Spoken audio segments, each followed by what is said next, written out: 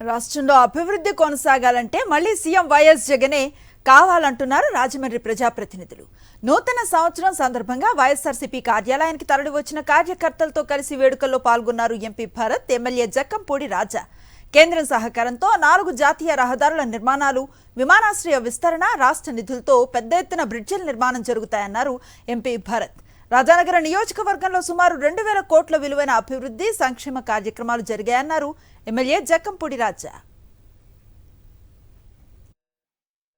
ఇవాళ నేషనల్ హైవేస్కి సంబంధించి కవ్వూరు గుండుగోలను అయితే కానివ్వండి, అది 2800 కోట్లు ఇవాళ కేంద్ర ప్రభుత్వం శాంక్షన్ అయింది. మా టెన్యూర్లో జరగడం చాలా ఆనందంగా ఉంది. కొయ్యలగూడెం నుంచి జీలుగుమిల్లి దాకా 200 కోట్ల రూపాయలు శాంక్షన్ కావడము. అదేవిధంగా మనకి చూసినట్టయితే ఖమ్మం దగ్గర నుంచి greenfield national highway towards Vizianagaram దాకా అది కూడా దగ్గరగా 3000 కోట్ల పైనే అది శాంక్షన్ కావడము. అదేవిధంగా ఇక్కడ రాజమహేంద్రవరం నుంచి దివాన్ చెరువు దాకా రాజమహేంద్రవరం దగ్గర నుంచి అనకాపల్లి దాకా 6 లైన్ హైవే, దాని యొక్క ఎస్టిమేషన్ కూడా 5000 కోట్ల రూపాయలు.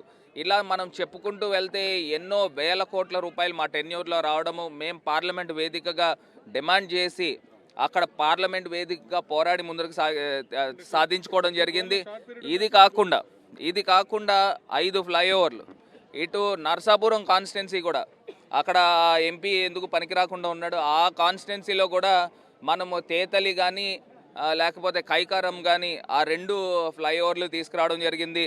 ఉండరాజువరం ఫ్లైఓవర్ కానీ లేకపోతే ఇక్కడ మన రావులపాలెం నియోజకవర్గం దగ్గర అక్కడ ఒక ఫ్లైఓవర్ కానీ, మోరంపూడి ఫ్లైఓవర్, రేపు రానున్న రోజుల్లో లాలా చెరువు, దివాన్ చెరువు, అదేవిధంగా వేమగిరి, బమ్మూరు, ఫ్యూచర్ కిడ్ స్కూల్ దగ్గర కూడా ఇంకొక 5 ఫ్లైఓవర్లు కూడా తీసుకుని వస్తాము. గోదావరి నది పైన ఇంకొక బ్రిడ్జ్ కూడా ఖచ్చితంగా తీసుకుని వచ్చే కార్యక్రమం కూడా చేపడతాము.